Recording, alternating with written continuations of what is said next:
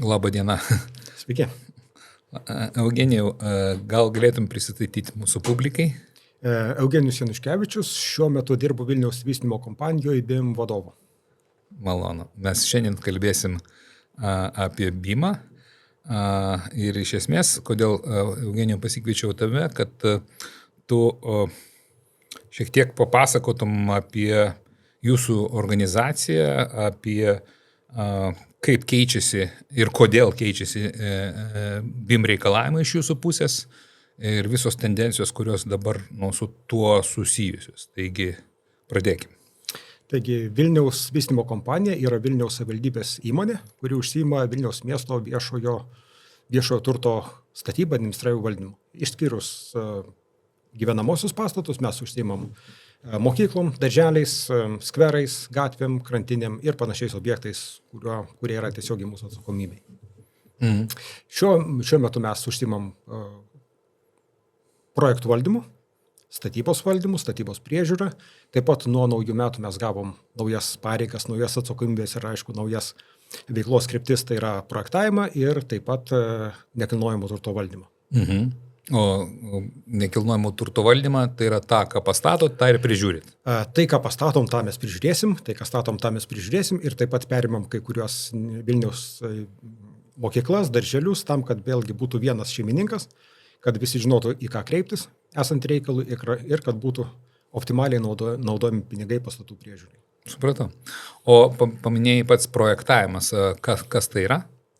Prie mūsų prisijungė buvusi Vilniaus plano komanda su savo projektavimais, su savo bendrųjų planų rengimu, Vilniaus plano rengimu ir panašiais projektais. Ar tai reiškia, kad jūs vis tiek samdysit projektuotojus, architektus? Be abejo, mes samdom projektuotojus tiem objektam, kurie mes esam įpareigoti pagal viešųjų pirkimų įstatymą samdyti. Mes taip pat rengiam architektūros konkursus objektam projektuoti, bet taip pat yra ir tam tikri įsipareigojimai likę iš Vilniaus plano, kurie jau pereina į mūsų atsakomybės. Supratau. Kitaip tariant, toks gal generalinis planavimas Vilniaus planas. Taip. O statiniai konkretus objektai yra? Jau mes atiduodam rinkai ir dirbam su rinka, tikrai nepasiimam visko pas save projektuoti. Eugenijau, kaip pats vertini nuo lapkričio 1 įsigaliojusi pakeitimą įstatymę, kuris apjungė iš esmės, sakykim taip, padidino arba išplėtė, vėlgi kaip kam, tą projektavimo pasiūlymo etapą, tą stadiją. Aš žinau, kad pavyzdžiui, kai kurios kitos valstybinės institucijos smarkiai išplėtė jų lauką, reikalavimų lauką, vadinkim taip, ir apjungia tuo pačiu techninį ir darbo projektą. Kaip pats vertinė, reiškės, gal aš suprantu, kad sudėtinga vertinti dar po pusės metų, bet gal tu, pirmą, kokie yra lūkesčiai iš to, ko tu tikiesi iš tų projektuotojų, kurie eina per šitą naują procesą ir ar yra lūkesčiai, kad kas pagerės ir ar pagerės? Taip, iš tikrųjų yra labai dideli lūkesčiai į tai, kad pagerės sprendinių kokybė. Aha. Iki šiol mes turėdavom rengti projektinius pasiūlymus, juos paviešinti, jam gauti pritarimą, tada rengti techninį projektą, kuriam gaunam statybos leidimą, tam sugaištam pakankamai nemažai laiko, išleidžiam nemažai pinigų, suvalgom tikrai nemažai specialistų darbo valandų ir po to mes tą techninį projektą praktiškai galim išmest ir darbo projekto etape viską daryti praktiškai iš naujo. O kodėl tai buvo? Todėl, kad visi skubėjo padaryti techninį projektą, o paskui detalizacija bus daroma darbo projekte. Kai ateina darbo projektas, pasirodo, kad ne viską galima padaryti taip, kaip buvo sumastyta techninio projekto lygmenį, kai ką reikia keisti, kai ką reikia perdaryti ir kartais paprasčiau būna paimti ir perdaryti iš naujo. Tai pirmą kažką pradėjau daryti, bet nedariau. Svarbu statybų leidimą gauti. Taip, svarbu gauti statybų leidimą, svarbu gauti teigiamą ekspertizės išvadą, o paskui mes, kai pasidarysim, kai turėsim statybos leidimą, tai tada mums viskas bus tvarkoj, mes tada sėsim ir padarysim viską taip, kad būtų gerai. Gal tada tie, kurie daro techninį projektą, net nesitikė, net nelystų į darbo projektą, tai jiems, kaip sakant, koks skirtumas, žinom, kad mes neusimsim tuo. Iš dalies taip, bet vėlgi, jeigu mes kalbam apie profesinę atsakomybę, tai iš tikrųjų mes tikimės tos profesinės atsakomybės, kad jeigu jau mes pradėjom dirbti su tam tikra projekto komanda, mes ir norėtumėm tikrai, kad ta projekto komanda pabaigtų visą projektą iki rakto su mumis ir tikrai padarytų gerą tvarkingą projektą ir lygiai taip pat būtų paprastai ir tvarkingai jį įgyvendinti. Kitaip prisimtų atsakomybę. Ir atsakomybė, rimtesnė. Ir atsakomybė ir turėtų truputį daugiau laiko sprendinių paieškai ir optimalių sprendinių paieškai. Supratau. Tai kitaip tariant, būtent tokie, reiškia, lūkesčiai, kad kokybiškesni sprendimai, išbaigtumas. Tikrai taip. O ryšium su tuo, jūs turbūt ir reikalavimai jūsų atitinkamai keičiasi BIM-iniai. Tai ryšium su tuo, ir tai, kad etapas yra jau techninis darbo projektas. O beje, gal grįžkim tada vienu žingsniu, o tai jūsų reikalavimai tam prieš projektiniam pasiūlymui arba koncepcijos stadijai, jūs skelbėte jos kaip atskirus ar ne? Kokie pas jūs jie yra? Taip, aš reikalavimus informacijos pateikimui skiriu į 3 stadijas. Taip. Tai yra projektinių pasiūlymų stadijai, taip. Techniniam darbo projektui jau nuo dabar. Taip. Ir taip pat yra reikalavimai rangos etapui ir statybos užbaigimo etapui. Tai yra ta informacija, kuri eis jau į eksploatacijos stadiją. Supratau. Kaip pasikeitė PP reikalavimai? Truputį sumažėjo. Truputį sumažėjo? Taip. Mes reikalaujam, kad būtų pateikta ta informacija, kuri apibrėžia, kas per statinys bus statomas ir kaip preliminariai bus įvykdyta projektavimo programa. Jeigu mums reikalingas tūris, jeigu mums reikalingas užstatymo plotas, aukštų skaičius, maždaug patalpų išdėstymas ir panašiai, mes tik to reikalaujam. O pagrindiniai sprendiniai nėra objektas prieš projektą, pavyzdžiui, konstrukcijos tipas, o tai reiškia, kad skaičiuoti reikia. Ne, kadangi tai nėra apibrėžta kaip projektinių pasiūlymų dalis, tai tikrai tai nėra mūsų reikalavimo esmė. Jeigu tai yra daroma, puiku, reiškia mes turėsim kuo remtis, mes galėsim truputį tiksliau skaičiuoti preliminarią statybos kainą, bet tai nėra privaloma, tai nėra reglamentuojama pas mus. Jo, bet ir nėra reglamentuojama, kas įeina, kas ne, ar yra? Ne, nėra. Jo, tai dėl to paliekama organizacijai, perkančiai, galima ir taip interpretuoti.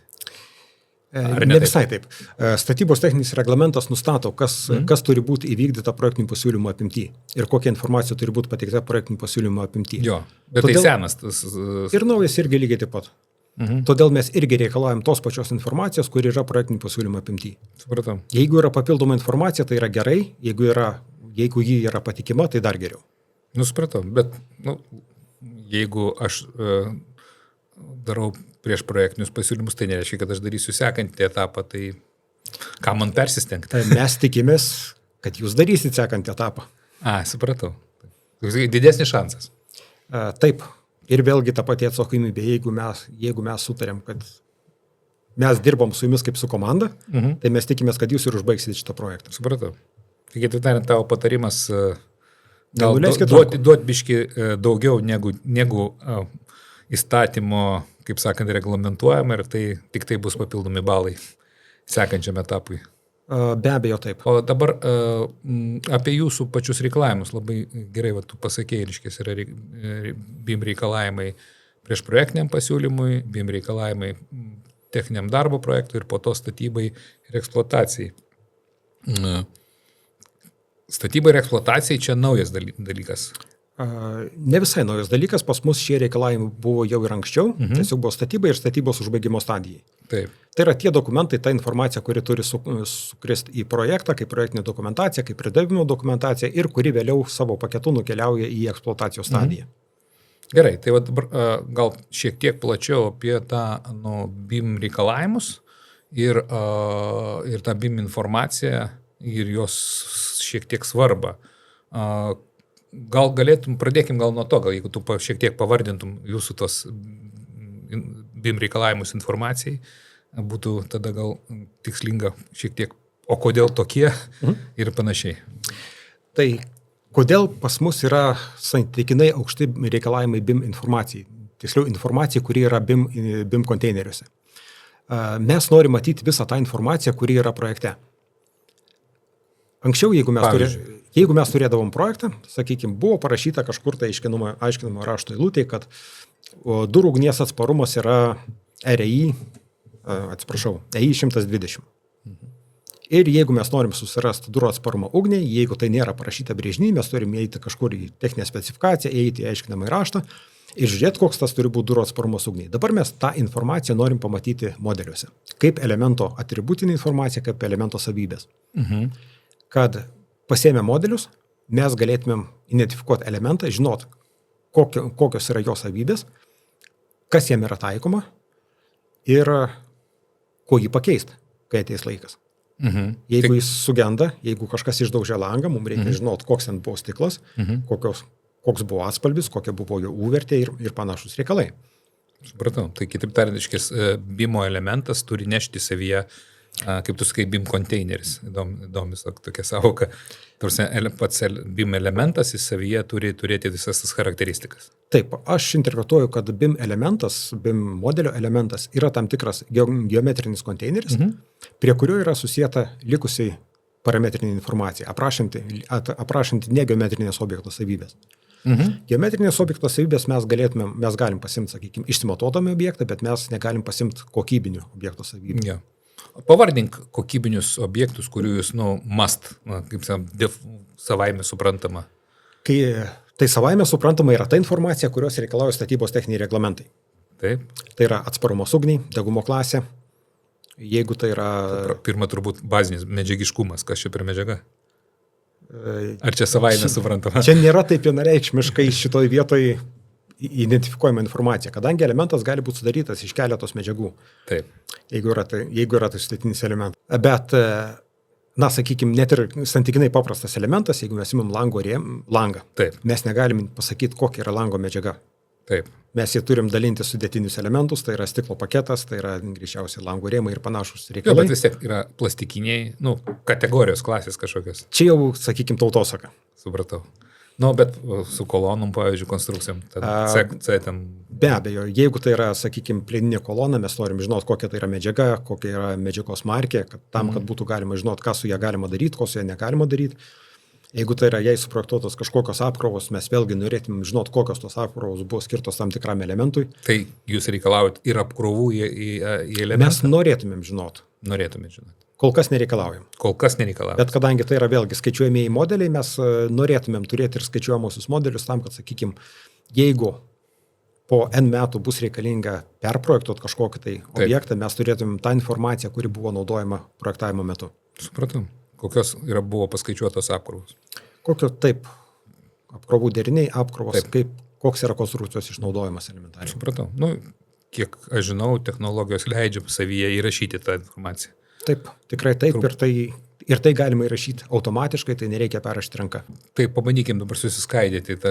Ar jūs iškart nuo pat pradžių reikalaujat visų parametrinės informacijos, ar jeigu šnekėti apie PP, kokie yra reikalavimai informacijai PP atveju? Tai jeigu pradėti nuo projektinių pasiūlymų stadijos, mes pradedam nuo paprastų reikalų. Tai yra pastato tūris. Skaičiuojamasis pastato tūris, kuris nueis paskui, sakykime, statybos leidimą. Tai paskirtis. Ir paskirtis. Ja. Ir jeigu, sakykime, yra įmanoma statinio klasifikatorius. Vėlgi, mes turim įdomių dabar reikalų su statinio klasifikatoriais. Čia jūs savo turite omeny? Ne, nacionalinė, kadastro klasifikatorių ir panašus reikalai. Tai nėra vienintelės teisingos informacijos, kokios paskirties yra statinys. Bet kiek įmanoma mes norim susirinkti tą informaciją, kad galėtumėm toliau jie remtis. Jo, bet tai reiškia viena, kad jūs jau reikalaujate koncepcijos etape projektuoti ir modeliuoti, kad būtų speisai. Erdvės, kaip elementas. Daugeliu atveju taip. Nes tai yra pagrindinė konteineris, kaip tu sakai, reiškia, paskirties. Taip, daugeliu atveju taip. Daugeliu atveju projektiniai pasiūlymai pas mus yra trimačiai objektai. Dėl ko? Dėl to, kad vėlgi reikės daryti vizualizacijas, reikės pristatyti visuomeniai ir neturėdami modelio, tą modelį mes turėsim arba projektuotojai, arba mes turėsim pasidaryti atskirai. Tai apjungim tuos reikalus tam, kad būtų daromas vienas darbas ir jis daromas vieną kartą. Supratau. Tai vadinasi, jeigu mes šnekame apie statinį, apie jo pagrindinius elementus, tai jeigu norėtumėm, pavyzdžiui, patikrinti tūrius, taip, arba patikrinti, kiek tokios paskirties mes turim, kiek tokios paskirties, pagal, kad atitikti bazinius tos poreikius, tai vis tiek tenka operuoti su taip vadinamais skirtingose technologijose, skirtingai vadinasi, bet tūriais arba patalpų rūmsai vadinasi, kitur speisai vadinasi, žodžiu.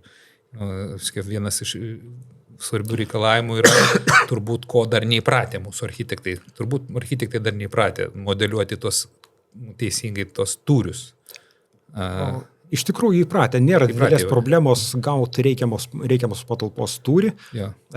Mums svarbu ne tiek tūris, kiek svarbu yra patalpos plotas, paskirtis, tam, kad būtų galima įstikinti, kad pradinė projektavimo programa yra įvykdyta. Supratau.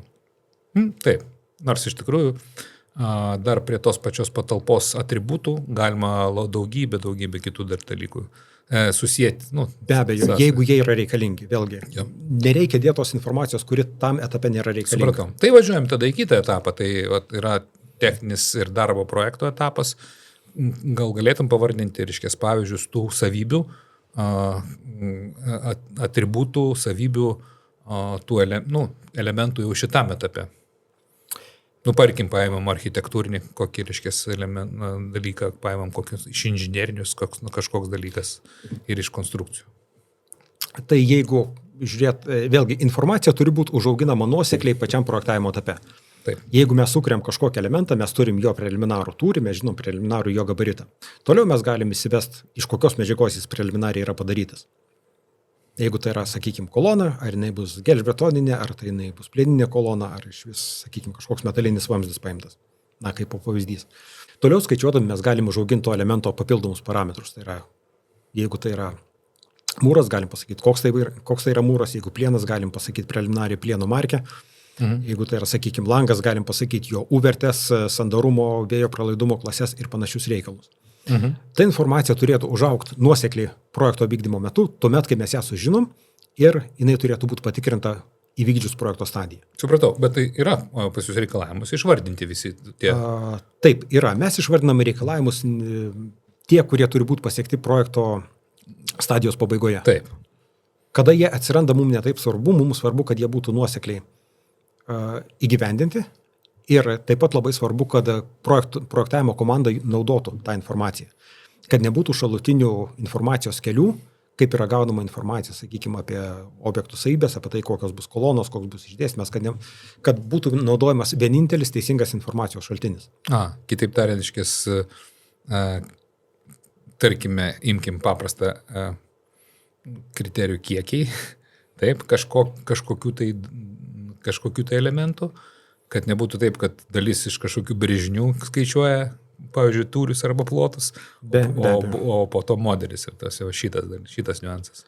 Bet, beje, dėl kiekių skaičiavimo, jūs darote tarpinius, jums reikalingi kiekiai, ar jums tie kiekiai iš principo bus tik po to reikalingi? Nes jeigu kiekiai reikalingi, tai tuomet tam tikros savybės būtų gerai turėti anksčiau, nes be savybių jūs negalite, klasifikuoti, filtruoti elementų. Taip, tai dėl to ta informacija turėtų būti užauginama nuosekliai, tas turėtų būti aptariama abiem įgyvendinimo plane, kada kuri informacija turi atsirasti ir kodėl jinai reikalinga tam vienam ar kitam etape. Mes labai norim pasidaryti išankstinius kainos skaičiavimus, kad matytumėm, į kurią pusę mes einam, nes mes vėlgi turim pinigus, kurie ne visiškai yra mūsų, ne visada yra mūsų. Ir mes norim pamatyti, kaip įsitikinti, kad jie bus naudojami efektyviai, lyginant tam pačiam projekte ir taip pat lyginant su kitais to paties tipo projektais. Tai kitaip tariant, toks biudžeto kontrolės arba valdymo funkcija yra jūsų funkcija. Taip, tai yra mūsų projektavimo valdymo funkcija, susivaldyti biudžetą, sužiūrėti laiku, kad jis nepradėtų lipti iš jam skirtų rėžių. Supratau. Kad vėliau nereikėtų tiesiog kad nereikėtų sėsti ir vėliau jo mažinti paties biudžeto. Tai vadinasi, BIM modelį jums turi tarnauti būtent kiekių nuėmimui, vadinkim taip, pagal tam tikras savybės. Tai vienas dalykas. Tai svarbus momentas, nes gal žmonės nesupranta, kad jūs kiekius nuiminėjate. Tada iš tikrųjų, koks skirtumas, kokia ta kolona, ar ten tokia, ar kitokia, bet kada jums reikia įvertinti, kas tai yra ir kad teisingai būtų suklasifikuota, ką ką žinau, kad, pavyzdžiui, jūs turite tokį reikalavimą, kaip, pavyzdžiui, elementų priskirimas, dalinimas aukštais, ta prasme, aukštams.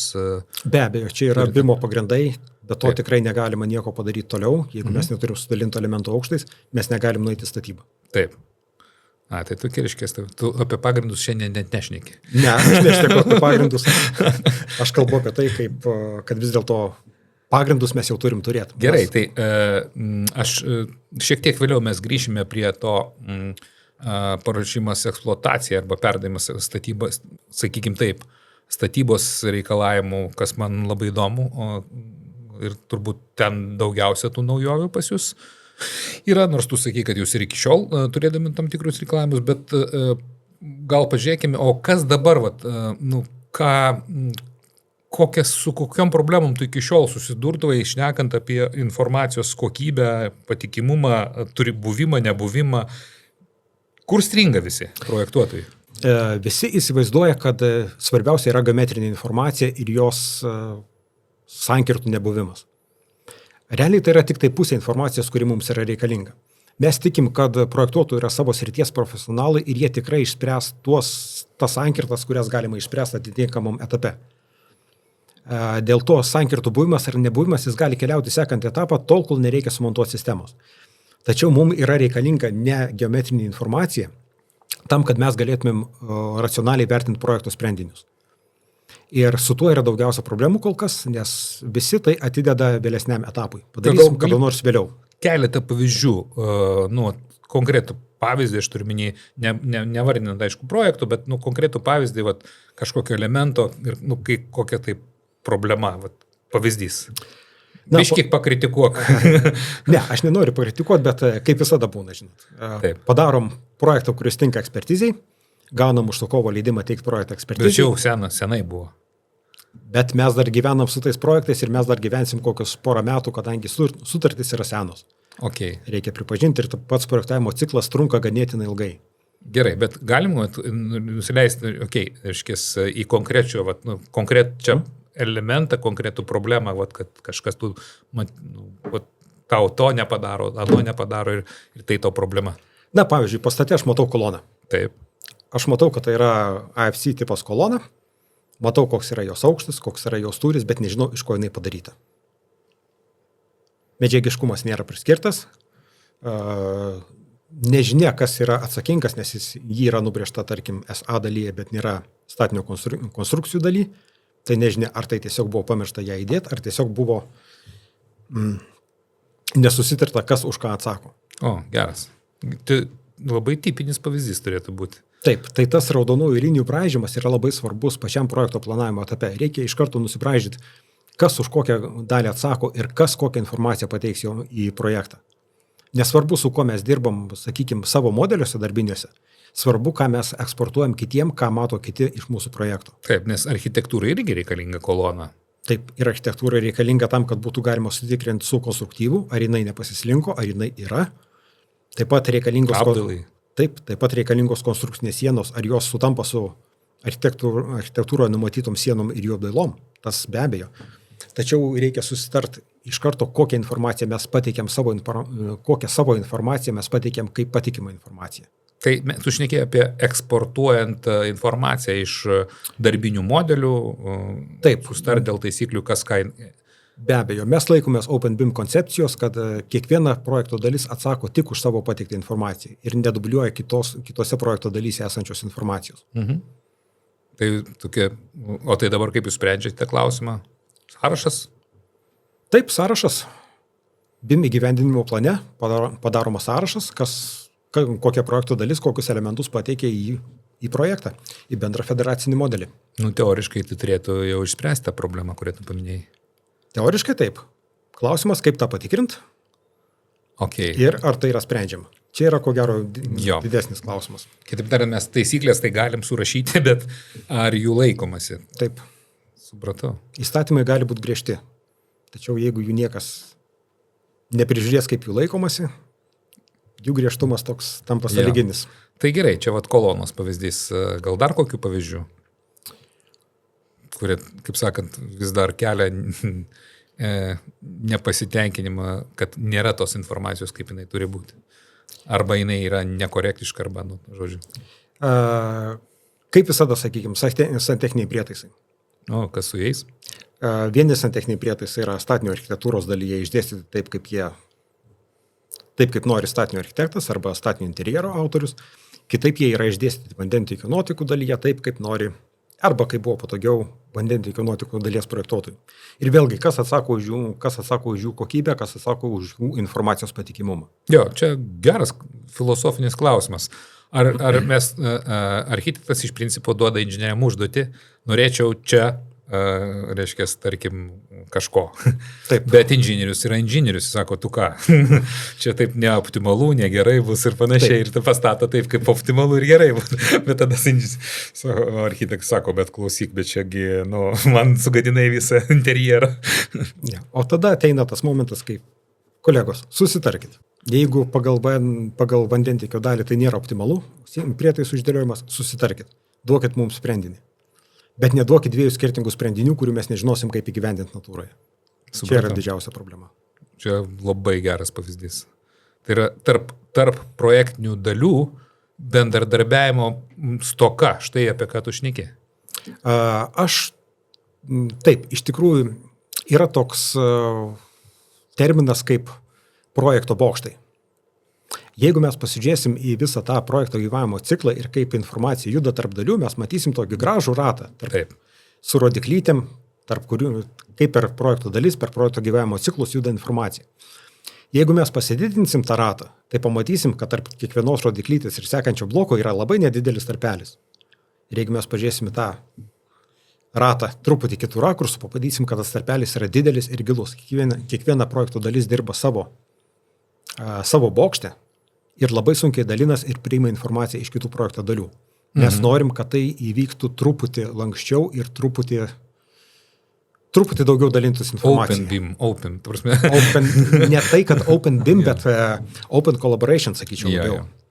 Jo, tai kitaip tariant, tai yra tai, ką tu matai kaip receptą pagerinimui ir tai, ko tu tikėsi iš projektuotojų, kad jie geriau bendradarbiautų tarpusavį ir nuo to nebūtų tokių, tas bendradarbiavimas neduos tokių rezultatų, kad reiškės architektūrinis čia, inžinierinis čia, tai kuo man čia tikėti, kas čia gerai, kas čia yra blogai. Be abejo, mes tikimės projekto kokybės ir toks bendradarbiavimas taip pat leidžia išvengti perdarimo. O kaip tu manai? Jo, teisingai va, taip, teisingai. Viską, jeigu tai palieka, tai mes susisukam, reiškės, tam galutiniam perdarimo arba derinimosi rate. Taip, niekuomet nėra laiko padaryti darbo teisingai, bet visuomet yra laiko jį perdaryti. Jo, arba perdarys po to kažkas. Taip. Tas senesnis metodas. O žiūrėk, o kaip tu galvoji, kogi tada trūksta tiem projektuotam, kad jie geriau bendradarbiautų? Kur šuo pakastas? Kodėl toks, reiškės toks, kaip sakant, tie bokštai izoliuoti tokie? Aš manau todėl, kad mes esam pripratę ruošti brėžinius. Mes nesam pripratę paruošti modelio, kuris būtų tinkamas tolimesniam darbui. Jeigu mes paruošiam savo dalies brėžinį, jį suderinam su visais, mūsų darbas to užsibaigia. Tuo tarpu ruošiant modelį, mums reikia susiderinti ne brėžinį, kuris yra modelio išdavo, bet susiderinti sprendinius, kurie patenka į bendrą modelį ir taip pat įtakoja kitas projekto dalis. Tai mums reikia išmokti kitokio bendradarbiavimo ciklo. Kaip pavyzdį. Kaip tu įsivaizduoji? Turim projektuotojų bendradarbiavimo ciklą. Taip? Taip. Tai visų pirma turėtų būti labai dažnas keitimasis informacija. Taip. Negali būti taip, kad mes vieną kartą per mėnesį atnaujinam savo darbinius failus ir toliau dirbam savo siloso bokštuose. Taip dažnai negali būti. Taip. Idealu, jeigu mes atnaujinam failus kiekvieną parą, bet tai yra vėlgi beprotiškos darbo sąnaudos kartais. Todėl mano manimu vieną kartą į savaitę atnaujinti informaciją yra visiškai racionalu. Optimalus toks, ne? Taip, optimalus laiko požiūrių, informacijos perimimo požiūrių klausimas. Kol mes neturim geresnių technologijų, o mes keičiamės tik tai failais pagrįstą informaciją, tai vieną kartą į savaitę, aš manau, tikrai yra tas laiko tarpas, kada mes galim galim sau leisti apsikeisti informaciją. Tu negalvoji, kad dar yra dar viena priežasčių apsikeisti informaciją, tai taip, bet čia tas pats, kas aš tau parodau informaciją. Bet tu nežinai, ką aš noriu pasakyti apie tai. Ta prasme, kaip tu sakai, informacijos apsikeitimas tai yra tiesiog tu, eina šneka objektais, bet realiai dar kita nešančioji yra, tai yra, žinutė. Ta prasme, tai yra kalbėjimas tarpusavį. Be abejo, tai tas kalbėjimas jis irgi yra svarbus ir projekto susitikimai, gamybiniai susitikimai, tai irgi yra labai svarbi projekto ir projekto rengimos ciklo dalis. Be to mes neišsiversim. Mes tai vadiname BIM-based communication arba BIM objektų pagrindų komunikacija. Kitaip tariant, tiesą sakant, bet kurios technologijos, jeigu žmonės naudoja BIM technologijas, turi galimybę. Dabar visos technologijos, tikros BIM technologijos palaiko BCF standartą, o BCF standartas ne veltui sukurtas, Building Communication Format. Tai BCF pagrindų yra labai nesudėtinga, kaip sakysim, suformuoti klausimą, užduoti bet ką ir tokiu būdu, kaip messengeris. Iš principo tai messengeris, bet prie to messengerio tu visą laiką prisegi objektą, apie kurį mes šnekam, arba dokumentą, apie kurį mes šnekam, arba bileką. Tarsi, kitaip tariant, aš pastebėjau tokį dalyką, kad kartais projektuotojai, per daug laiko sugaišta susigaudomi apie ką tu čia. Nes žinutė eina atskirai, taip, o objektas eina atskirai. Ir ta atskirumas šitų dviejų dalykų, žinutės ir objekto, jisai, apsunkina mums komunikaciją. Jeigu mes apjungiame šitos du dalykus, mes iš karto įsivaizduok, aš gavau žinutę, kad ten kažkas negerai arba klausimas, ar galime čia patraukti tą kriauklę čia, bet tarkim šitas pavyzdys kaip architekto ir inžinieriaus komunikacijos ir tam inžinieriui net nereikia gaišti laiko, jis iš karto tą žinutę perskaitęs, jis iškart pas save programoje iš karto atsiduria toje vietoje, apie ką eina šneka. Jam labai pagreitėja reakcija ir suvokimas, apie ką tu čia. Taip, su tuo sutinku, mums ką reikia išmokti, tai yra truputį kitokios komunikacijos. Mes visą laiką galvojam, kad rašytinė komunikacija yra labai oficiali, todėl jį reikia pasiruošti ir paruošti informaciją, paruošti vaizdą, išfiltruoti elementus. Iš tikrųjų, galbūt to ne visada reikia. Mums reiktų išmokti truputį lankstesnės komunikacijos pačiame projektavimo cikle. Netgi gal kartais print screen'o užtektų, bet print screen'as nenuveda tau toj vietoj, kur tu dirbi, tik tas skirtumas. BCF'as tai gali. BCF'as tai gali jau taip. Jis gali surišti objektą, surišti matomą vaizdą ekrane tuo momentu. Jeigu visos projekto šalis atsinaujina informaciją, jie mato lygiai tą patį vaizdą, ką mato išsiuntęs informaciją. O jūs savo reikalavimuose neturite, reiškia, ar tokio kaip rekomendacijos, BCF'as, dar kažkas, kad su jumis bent komunikuotų BCF pagrindu? Ne, bet vėlgi, čia yra daug reikalavimų. Ne visos bendro darbo platformos palaiko BCF komunikacijas, ypač teisingai palaiko BCF komunikacijas. O kurios nepalaiko? Autodesk Revitas palaiko? Autodesk Revitas palaiko, tačiau mes, kadangi nesam projektuotojai, mes neturim tų programų. Taip. Mes dirbam tik tai per bendro darbo aplinkas, per CDE aplinkas. Taip. Ir todėl ten yra vėlgi... Ne visos CDE palaiko, teisingai. Taip, ne visos CDE. Toli gražu ne visos. Taip, jeigu mes kalbam apie projektuotojų pusę, mes sakom, kad taip, jūs keiskitės informaciją taip, kaip jums yra patogu. Nebūtinai mes turime matytis tą informaciją, kurioje jūs keičiatės. Tačiau, sakykime, projekto keitimai būtų malonu, jeigu jūs juos pateiktumėt per CDE aplinką, tam, kad visi projekto dalyviai juos matytų vienodai. Taip. Ar tai bus BCF formatas, ar tai bus TUDU formatas, jokio skirtumo. Svarbu, kad visi projekto dalyviai matytų tą pačią informaciją, kad nebūtų alternatyvių informacijos pasikeitimo kelių. Taip.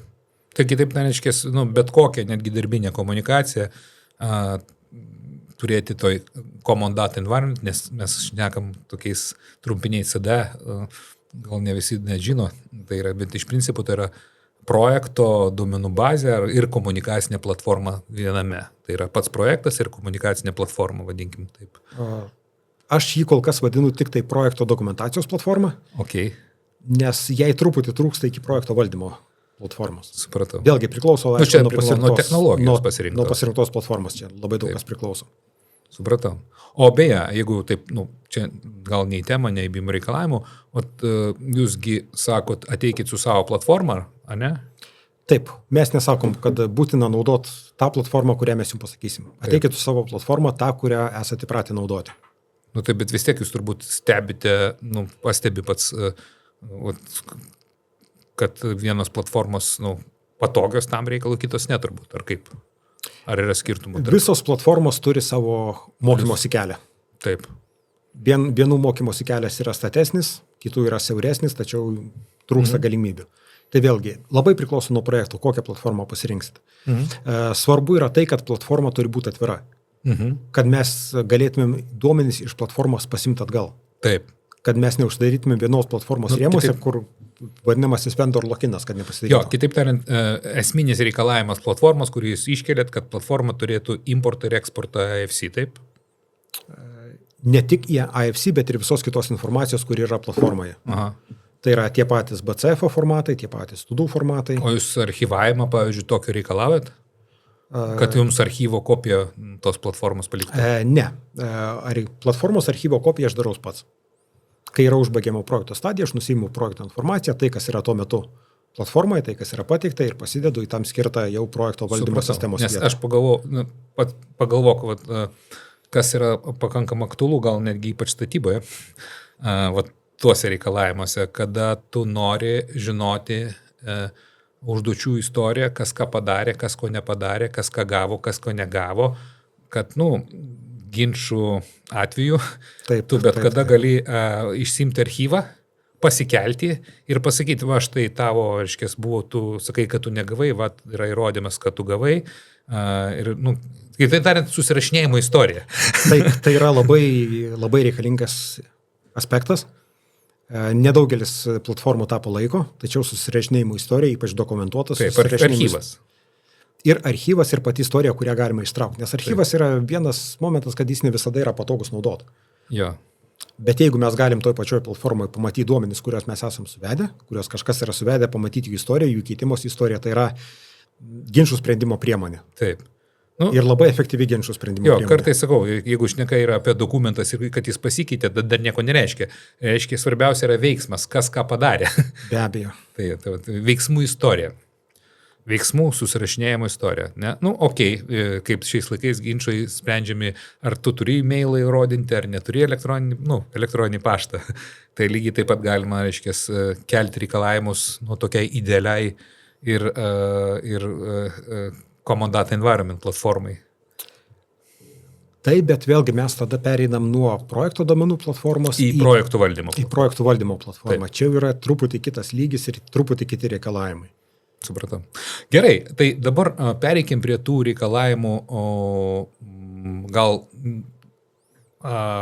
tu minėjai apie trečią lygį arba trečią etapą. Kas ten per reikalavimai, kokio tipo? Tai yra rangos etapo reikalavimai. Taip. Rangos etapų vėlgi yra sukuriama tam tikra informacija, kuri yra reikalinga statinio, sakykime, priežiūrai gyvavimo ciklų užtikrinti. Tai yra, nuo ko pradedam? Viskas prasideda nuo medžiagų deklaracijų. Kokia medžiaga yra atvežta į objektą, koks betonas, kas ją atvežė, kokios jo yra charakteristikos.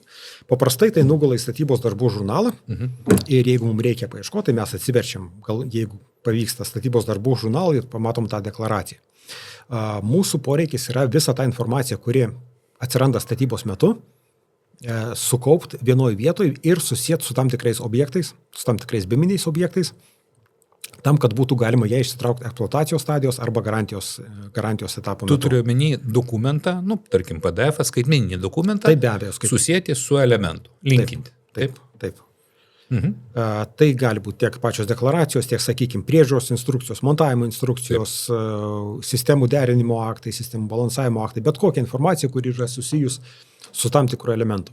Ir mes norim turėti tam tikrą struktūrą, kad ta struktūra yra pastovi ir, sakykime, priežiūros metu mes tą informaciją galim pasiekti kiekvienam elementui, jinai yra pasiekiama toj pačioj vietoj. Tada labai paprastai galima, sakykime, kurti kitas sistemas to pagrindu. Kitaip tariant, tai tas pats kaip Microsoft folderis, failų folderis, tik tai, reiškia, BIMas tas yra folderis ir, reiškia, turi savo dokumentus, kurie irgi sudėlioti į folderius. Mes tą sprendžiam truputį kitaip. Kaip jūs tai darote? Mes darom kol kas. Kito geresnio kelio nesugalvojom, kaip sukurti CD aplinkoje tam tikrus katalogus, į kuriuos keliama su projekto elementais susijus informacija ir tų katalogų informacija susijęt su elementais. Mums tai pasirodė paprasčiausias kelias, tiek perimti informaciją, tiek, sakykime, pakeisti jos saugojimo vietą. Ne, tai nėra ilgas darbas. Tai yra 15 minučių visam projektui. Okay. Tai čia kodų, jeigu čia per kodus viskas eina. Čia yra truputį programavimo ir viskas, ir toliau skaičių magija. Supratau. Gerai. Tai einam prie pačių reikalavimų. Tai viškės tai yra susiję dokumentai. Taip? Taip. O pačių, kaip sakant, BIM elementams ar atsiranda kokie reikalavimai? Atsiranda reikalavimai papildomai informacijai. Mes galvojam, kad pabaigus projektavimą, tai yra pabaigus techninį darbo projektą arba darbo projektą, elementas nebeturi keistis. Jeigu jis yra toliau detalizuojamas, reiškia, tai yra jo gamybinis brėžinys. Ir tas gamybinis modelis, gamybiniai brėžiniai, tai vėlgi yra projekto dokumentacija, kuri galbūt neturėtų būti jungiama į bendrą BIM projekto struktūrą, kadangi tai yra truputį kitokia detalizacija, truputį kitokie reikalavimai. Jie turi būti saugomi kažkur, bet nebūtinai turi būti jungiami tą patį bendrą BIM modelį. Tai elementų geometrinis detalumas turėtų likti toks pat, kokio reikia stadijos pradžioje, tačiau tie elementai yra tiesiog papildomi informacija, kuri atsiranda rankos etape ir statybos užbaigimo etape. Tai yra elementų informacija, kaip minėjau, apie gamintoją, modelį, kas jį sumontavo, kas nupirko, nesvarbu už kiek nupirko, kada prasideda jo garantija, koks yra garantijos terminas ir panašiai informacija. Kitaip tariant, tai tiesiogiai susijęs su tą naują funkciją, kurią jūs turite dabar. Ne tik tai su šia nauja funkcija, bet taip pat ir su vyriausybės visą laiką, kaip nuoroda, kad turi būti saugoma objekto skaitmeninė informacija. Okay. Kitaip tariant, dabar anksčiau tai būdavo tradicija, žinai, tu krūvą spintą papkių, prašau tau visą informaciją. Kurioje bandyk susigaudyti. Taip, o dabar tą informaciją turi parduodamas objektą perduoti per notarą. Bet dabar tas reikia ir popierinės, ir skaitmeninės? Ne, nebūtinai. Tai skaitmeninė būtinai? Būtinai skaitmeninė, kadangi skaitmeninė informacija yra labai paprasta saugot, labai paprasta archyvuot, perkelt ir panašiai. O popierinė dokumentacija yra linkus pasimest, būti sugraužta, būti sulieta ir būti dingusi. Taip. Tai dėl to skaitmeninė informacija mums yra svarbesnė negu popierinė dokumentacija. Supratau. Tai kitaip tariant, visi skaitmenizuokit dokumentus. Dažniausiai tai jau yra skaitmenizuojami. Taip. Labai retai ateina, sakykime, skanuoti dokumentai. Dažniausiai tai yra elektroninės formos. Gerai, o dabar grįžkim dar tada vienu žingsniu atgal. Projektavimas, techninis ir darbo projektas. Pats paminėjai, kad taip yra problemos, kada nesuderinumai, dar kažkas tas yra tie konteinerius, reikia visus patikrinti. Prie informacijos svarbos tu šiek tiek paaiškinai, kad tą tiesiog informaciją mes nenorim ieškoti specifikacijose, mes norim atsistoti ant BIM elemento, tarkim, ten dešinį klavišą ar kokį ir iškart ta informacija yra matoma ir greitai pasiekiama ir suvokiama. Ir dar vizualizuojama. Dar vizualizuojama. Tas yra labai svarbu. Jo, kas yra geresnis žmogus geriau ir greičiau priima informaciją. Bet dabar dėl pačios patikros, grįžkim prie to proceso patikros. Ar turi čia pretenzijų, pastabų, jūsų tiekėjams? Ne tai, kad pretenzijų, pastabų, bet, pageidavimų arba rekomendacijų, pageidavimų, ką reikėtų vis tik pagerinti. Pati patikra. Aš manau, kad tai yra mūsų, sakykime, industrijos didžioji problema, kad mes nemokam pateikti tinkamą informacijos. Dalis informacijos yra pateikiama anglų kalba, nes tokios yra bibliotekos. Dalis informacijos yra pateikiama ne visiškai tiksliai, nes tiesiog susipainiojo kompiuterio pirštai. Dalis informacijos yra pateikiama ne tuo formatu, kuriuo mes tikimės, arba kuris yra formaliai aprašytas. Pavyzdžiui, galingumas pateikiamas tekstu. nors turėtų būti pateikiamas kaip po galingumo matavimo vienetai AFC formate. Tai truputį reikia atkreipdėmėsi, kad informacija turi būti teisinga ir teisingai pateikta. Gerai, o iš kur žinoti, kaip kas turi būti padaryta? Ar pas jūs reikalavimuose tai aprašyta? Reikalavimuose mes dabar aš truputį išplėčiau reikalavimus, kaip galėtų būti įvardinami elementai, kokia galėtų būti elemento pavadinimo struktūra. Mes to nereikalavom, bet tai yra mūsų rekomendacija. Ja. Bet tu, reiškia, tikės goodwills, ne, kad taip. Visi žino BIM standartą. Ne. Bazinį.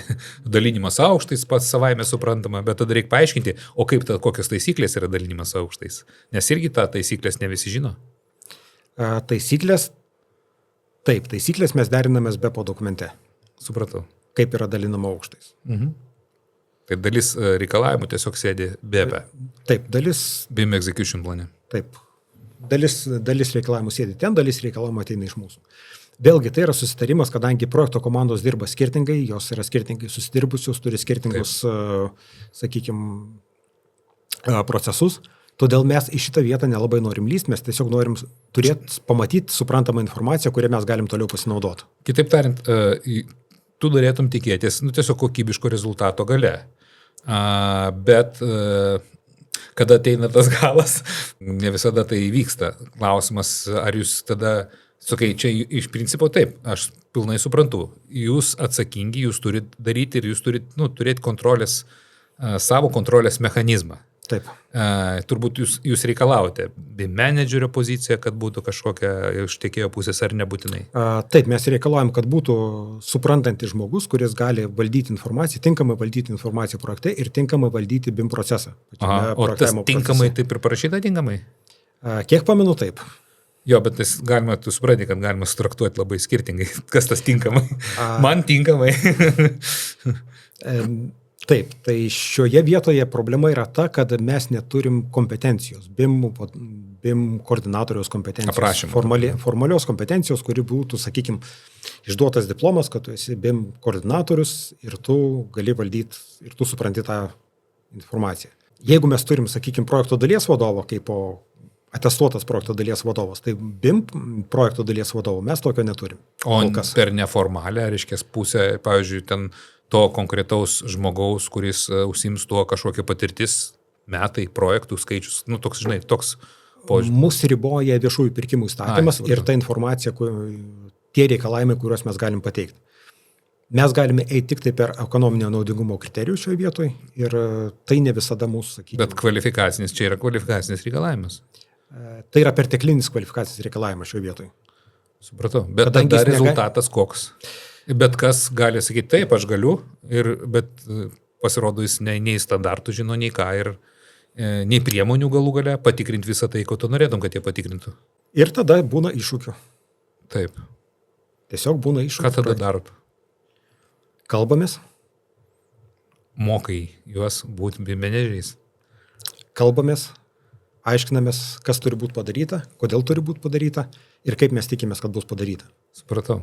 Ne visa informacija, kurią, sakykime, mes padarom, kurią mes sutarėm BIM įgyvendinimo plane, BEP, ji gali būti padaryta tinkamai, nes vėlgi ateina programinės įrangos apribojimai, ateina tam tikrų žmonių kvalifikacijos apribojimai. Bet BEPasgi toks gyvas dalykas. Taip, jis gyvas dalykas ir dėl to mes leidžiam. Kai komandos nėra vienas, kai komanda yra jau jisai galutinis būna. Taip, ir dėl to mes priėmė nuostatą, kad BEPą mes galim keisti viso projektavimo metu. Jeigu matom, kad kažkas nepavyksta padaryti, mes keičiam BEPą ir pasakom, kad mums tas nepavyko, mes dabar darysim truputį kitaip. BEPas tai yra iš principo susitarimas, kaip mes dirbsim. Taip, be abejo. Ir tai yra savanoriškas susitarimas. Mes neprimetam, kaip jūs dirbsit, mes tik pasakom, ko mums reikia šiuo atveju. Tai dabar, nežinau, pats paminėjai tokią problemą, kad jūs negalit iškelti kvalifikacinių reikalavimų tiem patiem tiekėjam, kurių jūs prašote, kad jie prižiūrėtų tą BIM klausimus. Ir tada tau visas krūvis gula ant paties, tu tampi tada, kaip dažnai pats tarpinius peržiūras darai? Aš stengiuosi peržiūrėti visus projektus bent kartą į 2 savaitės. Kad matyčiau, kas vyksta projekte, kad susipažinčiau. Vėlgi tam yra priemonių, aš nesakau, kad nuimu visą projekto informaciją ir žiūriu, kas ten vyksta.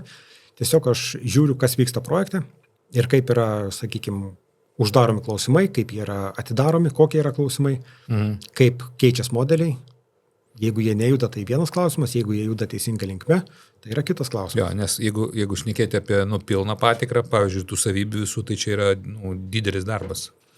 Iš tikrųjų taip, tai ir kuo daugiau, sakykime, yra informacijos konteinerių federacinė modelį, tuo tas darbas yra ilgesnis. Kiek jūs projektų vienu metu vedat?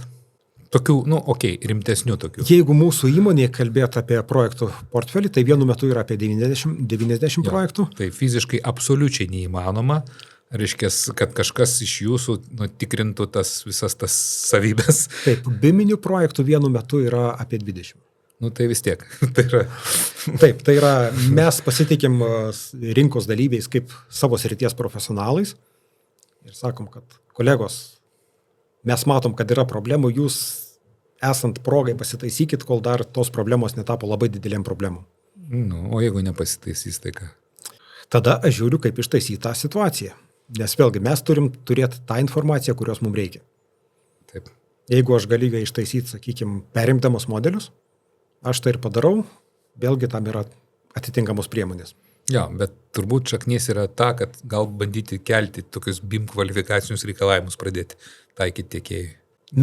Būtent BIM kvalifikacijos. Mes esam bandę tai daryti, tačiau dabar nepamenu, kodėl tai nepavyko pratęsti. Aš tiesiog pasidalinsiu šiokią tokią informaciją, nes teko bendrauti su Latvijos valstybinė įmonė, kuri užsakinėja BIM projektus Latvijai.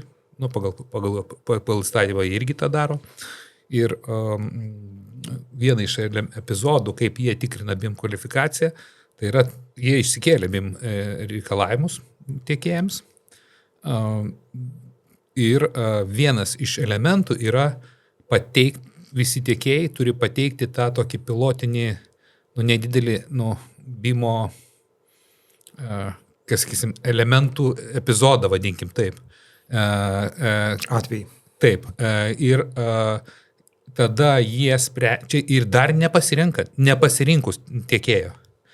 Nepasirinkus, tai pabrėžiu, tai yra vienas iš pasirinkimo etapų, kad jie pateikė shortlistas ir jie pateikė savo BIM-ą visų projektų dalių ir tada jų techniniai žmonės, kurie irgi BIM specialistų ten yra, jie pasižiūri, koks tas lygis, ar koordinačių, galbūt anksčiau, jeigu paminėt, su koordinačių sistemom būdavo bėdų. Tebėra.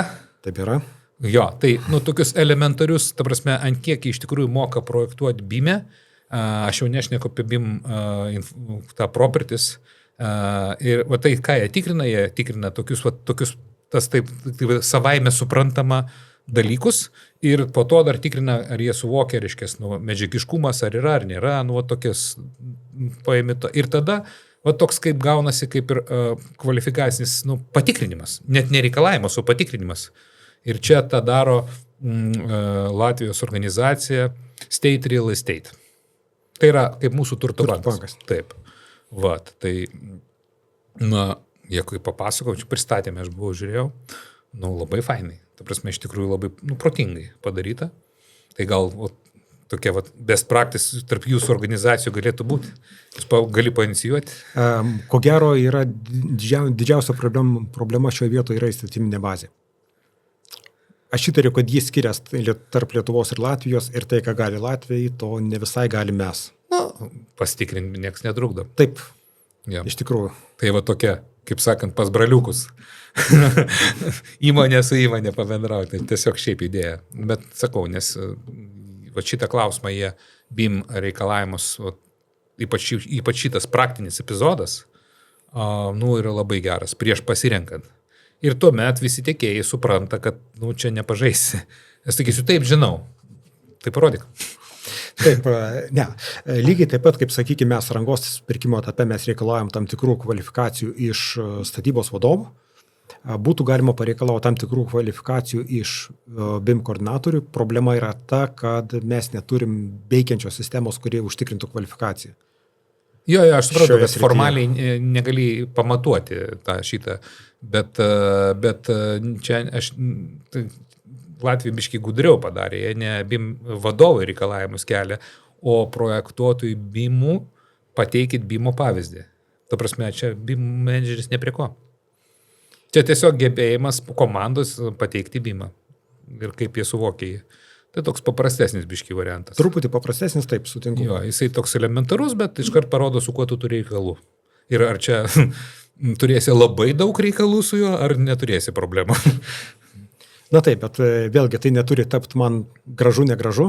Tai turi būti išverčiama į skaičių kalbą ir tada į Jo, na čia tiesiog tokia įvertinimo sistema. Idėja, tiesiog prisiminiau apie brolius Latvius, kokia pas juos šiokia tokia irgi yra tame praktika.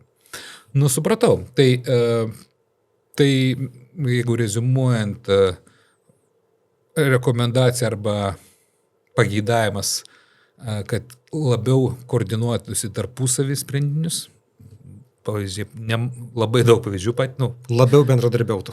Labiau bendradarbiautų projektuoti tarpusavį per BIM-o terpę, vadinkim taip.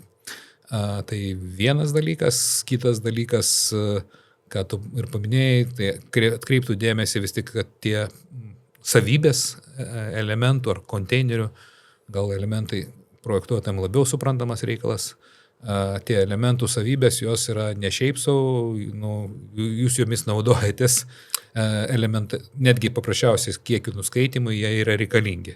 Ir kad jų atsakomybė yra patikrinti tas savybės, nes jeigu nieks nepatikrins, tai tada galima sakyti taip, kažkas turėjo padaryti, bet nepadarė. Ir kas dabar kaltas? Tai dabar ir tas laikas, ir tas suėda laiką. Taip, tai iš esmės tai yra klausimas, kaip mes galim efektyviai tą informaciją užpildyti, kad tai reiktų padaryti vieną vienintelį kartą projekte.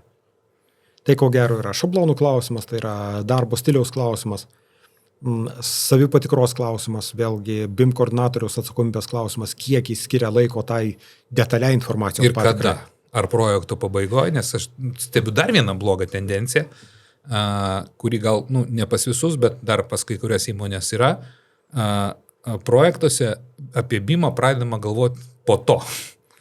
Taip. Ir apie, netgi jeigu ne po to, tai apie BIM, ką mes padarėm BIM-e, patikrinimas ir koordinavimasis arba informacijos žodžiu, tie bokštai per daug vėlai pradeda tarpusavį bendrauti. Taip, jie turi statyti tiltus, kurie yra pakankamai aukštai. Ir tada ir tas BIM atsakingo žmogaus nepaskirimas ir jo arba paskirimas per vėlai, kai jau projektas įpusėjęs, priveda prie to, kad jiems patiems pamato, kad yra dar tiek ir tiek tvarkyti, kad praktiškai gaunasi, vėl kartais netgi per daug tų perdarimų yra tiesiog. Aš manau, kad didžioji problema, kurią reiktų spręsti, tai kad būtų BIM naudojamas efektyviai, ne kaip papildoma priemonė, kurios reikalauja užsakovas, bet kaip priemonė, kuri patiem palengvina projektavimo procesą ir informacijos pateikimo, informacijos kontrolės procesą projekte. Jo, geriau pastebėti pradžioje etape 100 klaidų, negu per vidurį pastebėti tūkstančius, kurių praktiškai po to net peržiūrai. Mes vienąkart paskaičiavome, jeigu 20 000 pamatėm problemų, tai vien tik jų nagrinėjimui kiek laiko sueina. Ta prasme, vien tik pasižiūrėti, vertinti ir kas ką daro. Tai jeigu nuo pat pradžių, kitaip tariant, ką norėjau pasakyti, ta savalaikis nuo pat pradžių kokybės užtikrinimas galėtų padėti spręsti. Aš manau, ne tik tai, bet ir tai, kad mes tą informaciją, kurią suvedam į modelius, mes turim ją naudoti patys projektavimo procese. Na, kaip pavyzdys, jeigu mes nustatom sienos atsparumus ugniai projektavimo procese, užsidėkim vaizdo filtrą, pasižiūrėkim, ar tikrai tie sienos atsparumai ugniai sutampa su tuo, ką mums davė gaisrinės saugos dalies autorius. Reikia mokėti filtruoti pagal properties. Taip, tai dėl to, sakykime, kiekvienoje projektavimo komandai turi būti žmogus, kuris supranta BIM-ą, Taip. Supranta, kaip tą informaciją galima pasinaudoti, gali tai pademonstruoti kitiem ir kitus pakonsultuoti, o BIM koordinatorius yra daugiau reikalingas tam, kad informacija sklandžiai vaikščiotų tarp projekto dalių. Ne tiek pačioj projekto daly, kiek tarp atskirų projekto dalių. Taip, čia skirtingose organizacijose gali būti skirtingai. Vieni samdos tik dėl koordinavimo, kiti samdos dėl mokymo, Taip. Kiti samdos, kad suvestų vos ne informaciją, žinai, nes Taip, mes taip. nemokam, tai įvairių tų modelių yra. Bet akivaizdu, kad problema, kaip tu sakai, iš inercijos dar vis darom brėžinius ir po to bandom pagalvoti apie BIM-ą ir tas priveda prie ir papildomo laiko, ir, sakykime, papildomų... Taip, tai yra laiko sąnaudos. Tai ir jų tiekėjų taip pat. Ir viso projekto Aš kalbu tik apie tiekėjus. Taip. Nu taip, bet tavo projektas irgi stringa. Laikas. Taip, bet jie dirba tą laiką, už kurį praktiškai negauna pinigų. Nu taip, jiems neapsimokėtų jiems. Taip, jeigu jie dirbtų efektyviai, jie padarytų tai vieną kartą ir galėtų naudoti tą informaciją toliau projekto valdymo etape. Jeigu jie tai padaro projekto gale, jie negali tos informacijos naudoti projekto etape, gali pasipilti klaidų, kurias vėlgi reikia skirti laiko išgaudyti ir panašiem reikalam. Taip. Gerai, tai ką, man atrodo, išgliaudėjom pagrindinės, sakykime taip, kertinės šiam momentui problemas, nes šiaip aš tai matau labai teigiamą tendenciją, projektai iš principo BIM-niai kokybiškėja. Nes jeigu anksčiau dar kalbėdom tu apie koordinačių sistemų nesuėjimus prieš 5 metus kaip masinį reiškinį, turbūt dabar tai nepasakysi, kad masinis reiškinys. Tikrai ne. Jo, tai tvarsme sutikim, kad progresas yra, bet aišku, jeigu kiekvienas turėtų šalia tokį, kaip tu sakai, susigaudantį BIM žmogų, būtų lengviau. Va čia, tai yra aišku, kompetencijos klausimas. Jo, kompetencijų klausimas. Ir tada tie žmonės galėtų greičiau įsisavinti tą BIM-ą savo efektyvus darbo reikmėm. Taip. Reikia suprasti, kad BIM tai nėra, sakykime, užsakovo reikalavimas, tai yra darbo procesas, efektyvesnio darbo procesas. Jo. Gerai, ačiū labai. Ačiū.